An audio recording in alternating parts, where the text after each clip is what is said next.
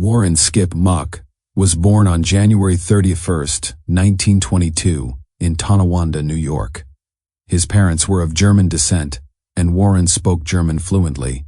He grew up with his mother, his older brother Elmer, and his younger sister Ruth after his father left the family to travel the country as a musician. As a young boy, Warren had a habit of skipping wherever he went, which earned him the lifelong nickname Skip. Skip was deeply religious from an early age. He served as an altar boy at his local church and remained devoted to his faith throughout his military service, attending Mass whenever he had the opportunity. Family meant everything to Skip. He shared a close bond with his younger sister Ruth and was always looking out for her. Whenever she needed money as a child, he gladly helped, and he often surprised her with gifts like roller skates and toys simply because he enjoyed making her happy. As they grew older, they shared many of the same friends and frequently went on double dates together. Before dances, Skip would always buy Ruth a new dress, while she carefully pressed his clothes because he liked everything to look just right. One day, Elmer came home covered in bruises after being beaten by a bully. As soon as Skip heard what had happened, he tracked the bully down and confronted him himself. After that encounter, the bully never bothered Elmer again. Skip attended St. Francis of Assisi Elementary School before graduating from Tonawanda High School in 1942. Besides being kind-hearted, he was also intelligent. When his best friend from high school, Fritz Nyland, enlisted in the Army, Skip immediately declared, "I'm going," and joined the Airborne on August 17, 1942. The extra $50 a month paid to paratroopers for hazardous duty also influenced his decision. He was assigned to Easy Company, 2nd Battalion, 506th Parachute Infantry Regiment, later becoming part of the 101st Airborne Division, the famous Band of Brothers. His training began at Camp Toccoa, Georgia, under Captain Herbert Sobel, a University of Illinois graduate who had entered military service shortly after the outbreak of World War II. Sobel relentlessly pushed Easy Company through grueling exercises, including the daily 6-mile run over Currahee Mountain, 3 miles up and 3 miles down. From this demanding routine came the 506th's famous battle cry, "Currahee." At Camp Toccoa, Skip became close friends with Don Malarkey while the two polished their boots together. They completed the exhausting 137-mile record-breaking march from Toccoa to Atlanta with the rest of the 2nd Battalion. When the march finally ended, Malarkey was so exhausted he could only crawl toward the mess hall. Seeing this, Skip declared, "No friend of mine crawls anywhere." He picked up Malarkey's mess kit, filled both of their trays, and shared the meal with him inside the mess tent. During training, Skip also formed friendships with many of the men who would remain beside him through the war. After completing physical training at Camp Toccoa, he moved to Fort Benning, Georgia, where he successfully completed his 5 qualifying parachute jumps and earned his jump wings. The 506th continued training at Camp McCall and Fort Bragg, before departing for England in September 1943. The voyage across the Atlantic was miserable. The soldiers were packed tightly into cramped bunks below deck, where the heat, seasickness, and overwhelming smell from men unable to reach the tiny latrines created unbearable conditions. After arriving in England, Easy Company settled in the village of Aldbourne, where they began advanced preparations for the upcoming invasion of Europe. It was September 17, 1943, and none of them realized that exactly 1 year later, they would parachute into Holland during Operation Market Garden. While in England, Skip befriended Joseph Lesniewski, a replacement from Pennsylvania who had recently joined Easy Company. Like many replacements, Joe struggled to fit in, but Skip welcomed him warmly after hearing him sing Western songs from home. Thanks to Skip's friendship, Joe quickly became accepted by the rest of the company. In June 1944, Easy Company and the rest of the 101st Airborne moved to their designated staging area for the invasion of Normandy. It was there that the men of both the 101st and 82nd Airborne Divisions finally learned they would be jumping into France. While waiting, they checked their gear, watched movies, gambled, and mailed home whatever money they had left in case they did not survive. The 101st's mission was to secure Saint-Marie-du-Mont after landing roughly 5 miles behind enemy lines, then fight toward Utah Beach while capturing key roads and villages. Easy Company's specific task was to seize the town and eliminate any German resistance. At New Pottery Airfield, the men repeatedly studied their objectives and inspected their equipment. On June 3rd, They moved onto the airfield itself to receive ammunition, rations, and one final hot meal and shower before the invasion. On the foggy morning of June 4th, the paratroopers mentally prepared themselves for the mission ahead. They expected to depart for Normandy that night, but poor weather threatened the invasion. At Allied headquarters, General Dwight Eisenhower debated whether to proceed after his meteorologist advised postponement.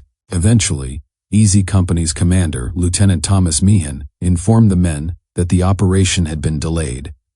They spent the remainder of the day watching movies and smoking while waiting. By the morning of June 5th, they again assembled at U Pottery and carefully checked their equipment. This time, everyone knew there would be no postponement. At 10:15 p.m. on June 5th, 1944, the men of Easy Company climbed aboard their C-47 transport aircraft. Skip needed assistance from several fellow paratroopers because he carried more than 130 pounds of weapons, ammunition, and equipment. The flight across the English Channel was rough, freezing, and deafeningly loud. Although the men had been issued pills for air sickness, many still became violently ill. Whether the tablets were intended to prevent motion sickness or simply calm nervous soldiers before combat has never been determined, but the journey itself was extremely unpleasant.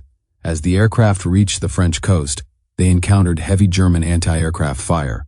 Forced to perform evasive maneuvers, the pilots scattered the formation, causing many paratroopers to land miles away from their intended drop zones.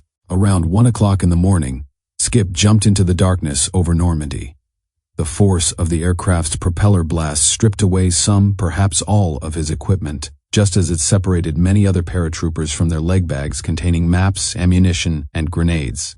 He landed alone in unfamiliar territory, completely separated from Easy Company, but eventually managed to reunite with his unit.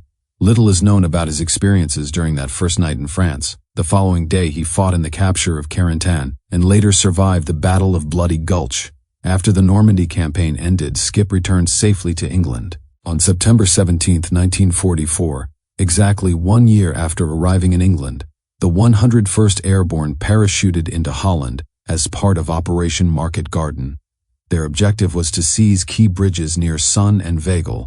The bridge at Sun had already been destroyed by German forces, and an attempt to capture another bridge near Best the following day also failed. Throughout the operation, the 101st repeatedly faced determined German counterattacks and was forced to give ground. For the division, Market Garden ultimately ended in failure, with the Allies suffering approximately 18,000 casualties. Once again, Skip emerged from the campaign without injury. On December 18, 1944, the 101st Airborne received urgent orders to move toward Bastogne, Belgium, where the Germans had launched a massive offensive in what became the Battle of the Bulge. With little warning, the division boarded trucks and headed for the front. The men lacked adequate ammunition, food, winter clothing, boots, and many other essentials. As they arrived, they encountered exhausted soldiers from the battered 110th Infantry Division, who handed over whatever supplies they had left before withdrawing. Like every other paratrooper in Easy Company, Skip entered the battle cold, poorly equipped, and facing enormous odds. The 101st mission was simple but critical: hold the line against Germany's final major offensive. If the Germans broke through, the consequences for the Allied armies could be disastrous. By the night of December 20th, the division was completely surrounded. Believing the outnumbered Americans would soon surrender, German commanders continued advancing toward their objectives, leaving only a single division to contain the paratroopers. On December 22nd, a German officer formally offered the Americans an honorable surrender, promising fair treatment. Brigadier General Anthony McAuliffe answered with his famous one-word reply, "Nuts!" That response dramatically lifted the spirits of the men defending Bastogne. Even after enduring nearly a week of relentless shelling and attacks, Easy Company refused to give up. On December 26th, General George Patton's Third Army finally fought through to Bastogne, ending the siege by reopening the supply route. Despite this, the fighting continued as German forces launched further counterattacks. Rather than being withdrawn, the men were ordered to keep pressing the enemy. On January 9, 1945, Easy Company led an assault against the village of Foy. Although the Germans initially repelled the attack, the battle continued. The following day, German artillery bombarded the woods known as Bois Jacques, where Easy Company had dug in, an event famously recreated in the HBO miniseries Band of Brothers. Before leaving for Bastogne, Skip and Edward "Babe" Heffron attended Mass together. As they left the service, Babe remarked, "At least if we die, we're going to die in a state of grace." Skip simply answered, "You're right, Heffron." For the remainder of his life, Babe would remember those words every time he attended Mass. On January 10, 1945, during the shelling of Bois Jacques, Skip, Muck, and Alex Penkala's foxhole received a direct hit from a German 88mm artillery shell. When the smoke finally cleared, almost nothing remained. George Luce, who had been crawling toward their position but fortunately never reached it, shouted, "I can't see nothing of 'em, there's nothing there." Only a fragment of Skip's uniform was ever found. Nearly a month after Patton's breakthrough relieved Bastogne, the Battle of the Bulge finally came to an end. The Allied victory marked one of the decisive turning points of the Second World War. It remains remembered as a battle won through the extraordinary courage, endurance, and sacrifice of the men who fought and gave their lives during the brutal winter of 1944 and 1945.